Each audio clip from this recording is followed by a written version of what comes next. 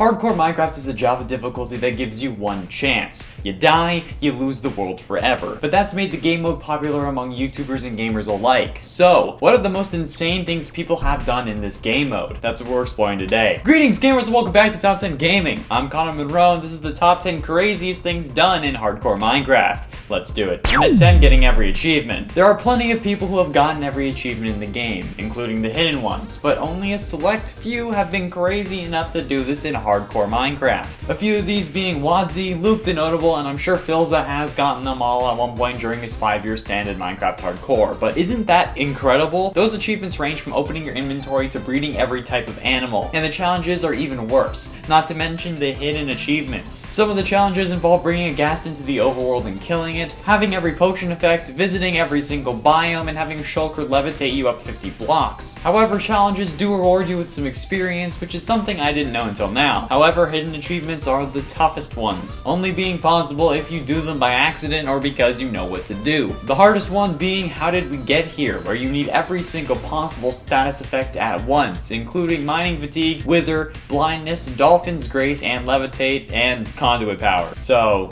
yeah, pretty impressive being able to do that in Hardcore. And at 9, beacons. Beacons are great. They help give you buffs and can even save your life if used correctly, but they still require one wither each to create. In Hardcore, it can be pretty scary, but once you've killed one, it's easier to get the others. However, I haven't really seen many people create a load of beacons. Sure, Escal and others have in Hermitcraft, but never in Hardcore, right? Well, YouTuber Luke the Notable, famous for his I Spent 100 Days in Minecraft Hardcore series, has now been to 2,000 days, and has done quite a bit more, including getting plenty of beacons. And if I'm not mistaken, he actually has a load of them, and enough that his powers cover his entire compound, having at least 16 and at most 24 beacons, which is insane, since I've never seen that many beacons before in my life. And this man has gotten them in Hardcore. It's nuts, but I applaud him. That would have taken some serious effort, especially since he doesn't have a wither skeleton farm, so time-consuming process. And at 8, giant mountain range. Building in survival can be pretty annoying, especially if you're building something huge, like a giant mansion or omega tree. But when you're building a custom terrain, it can be a nightmare. It will be a nightmare if you're doing it in Hardcore, where one wrong move could cost you everything. YouTuber Fwip has done exactly this in his Hardcore world, however, in his 1.16 Hardcore series. He made giant mountains like they were from the Caves and Cliffs update, and while he may have only made half the mountains, it's still mighty impressive and absolutely insane. I can't even imagine having the time to do this. It's crazy to think that some people play Minecraft all day long for a living. That's the dream. No pun intended. That's gotta be one of the craziest things anyone has ever done in Hardcore Minecraft. Like, what was he thinking? Why did he decide to throw caution to the wind and build mountains reaching up to world height in vanilla Hardcore survival? I don't understand, and I will never understand, unless I end up playing Minecraft for a living. And at 7, House of Emeralds. Speaking of things I don't understand, villagers. I mean, I understand their mechanics and how they work,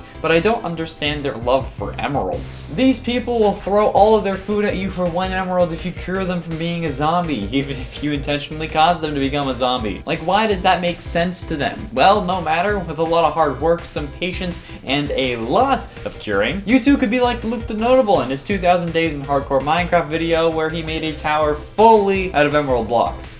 Yeah, his home is made fully of emerald. While it could be considered a sin by many builders all over the world, Luke seems to love being in the Wizard of Oz, so that's all that really matters. But this is nuts. This guy could build a house out of anything, and for a long time it was just wood. But then he decides to flex on all of us plebs and spends God knows how long IRL just getting enough emeralds to convert his entire house to emerald blocks. That was way more blocks than needed for beacons. He didn't have to do that, but he did, because that's the kind of man he is, and we should all respect that.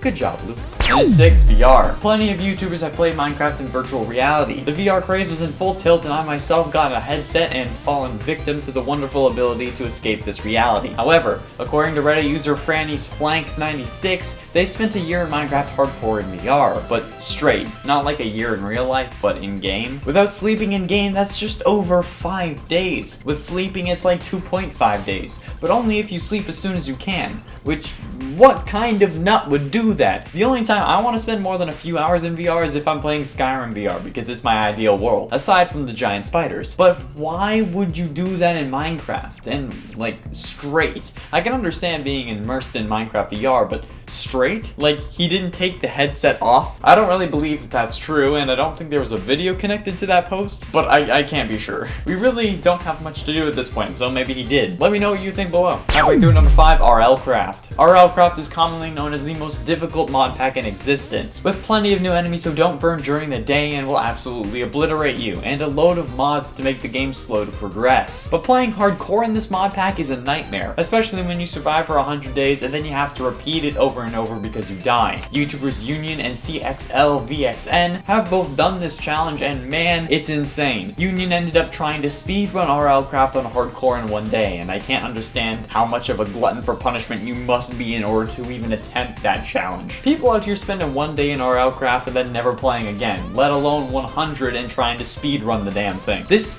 is nuts. But there are a few things that are even crazier, and that's saying something. And at 4, Chaos Caverns. YouTuber Philza, famous for his historic 5-year Minecraft hardcore run, ended up making an Elytra course-like thing known as the Chaos Caverns in his hardcore season 2. This cave was a huge project showcasing all of the realms and mobs from the game. He captured all kinds of monsters and creatures to make the cavern feel more alive, and put so much work into the whole thing, only to die around 400 in-game days later. He did manage to finish the project luckily, so you can see it in all its glory, but nevertheless it's still a huge project, bigger than anything we've seen on this list so far. He had to carve out a huge cave and then completely cover it with netherrack and endstone to make the different dimensions, not to mention collecting guardians, pillagers, and the like so that they could all liven up the space. And all for something that you fly through and don't really get a good look at unless you stop and smell the roses, and probably get pelted by guardians while you're at it. At least you didn't get an elder guardian. That would have been way too difficult to control while trying to build, although that would have just made this harder, and probably more impressive, but also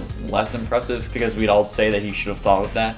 And at 3, hardest difficulty. This one actually comes from me. Last month, YouTuber Slimeskull created a difficulty with his friends that added over 150 new changes to the game to make it insanely difficult in the form of a data pack. We called it the Chaos difficulty. These changes included, but are not limited to, water damaging you like lava, iron golems, polar bears, and ravagers spawning everywhere and constantly being hostile towards you, villagers not trading except for a song ponkle, picking up dirt giving you hunger, crafting tables were made from cobble and furnaces were made from wood, eating 7 meat at all would kill you, eating golden apples will explode you, drop you into the void, or send you flying up in the air and kill you, and many more. I decided that on my own channel I would beat this difficulty in hardcore because Wadzi had played it on his channel and I wanted to do better. I wanted to be Wadzi. It got like 92 views, which is really good for me, but this thing took forever. I played on the same seed over and over again, constantly dying but getting slightly further than the last time, until eventually I finally made it to the end where I was able to kill the dragon, who was just a flying block of dirt. Yeah, it was incredibly intense and stressful,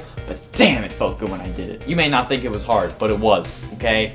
It's very difficult. And ultimately, in at number 2, Ocean Monument bases. Clearing out an ocean monument is one thing. Filling an area around the ocean monument with sand, decking it out, and converting it is another. But doing this twice, converting the second one to quartz, is something I would never expect anyone to do. This is absolutely bonkers. Philza not only did the Chaos Caverns and more, but also converted 2 ocean monuments into bases during his 5-year hardcore run. My mind is blown. Did you really get that bored? Is this what the world has come to? Converting 2 ocean monuments into different bases? Even moving one to above water? That's so much sand. I had trouble clearing out a 10x10 area for a creeper farm once. Okay? This is just confusing and now my brain hurts. How could someone be this patient? I guess that's what comes with streaming every day for a living, huh? Jesus. And now this man's on the Dream SMP.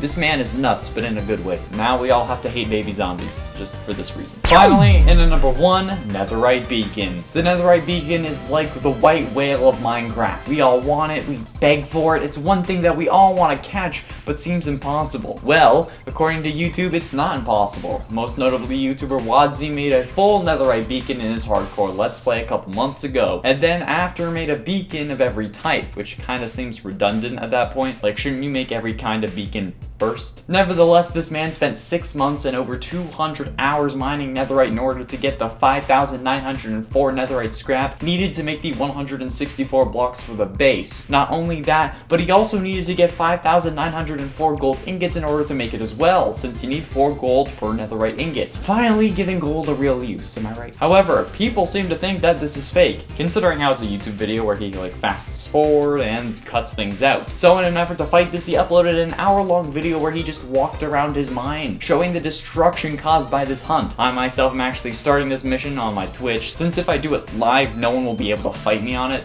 because, like, you know, it's confirmed to be legit. Currently, I just need to get a creeper farm going, but I'm confident that this is going to be a lot of work, but also a lot of fun. The world we live in, where I feel the need to do this. Were we bad people in a previous life, and that's why we're subjecting ourselves to this? Like, anyone who makes a netherite beacon, is that what this is? There we have it, friends, the top 10 craziest things done in hardcore Minecraft. Have you tried hardcore Minecraft? And would you be okay with losing your world? Be sure you let me know down below. Thank you all so much for watching. I have been and shall remain Connor Monroe, and I'll see you in another video.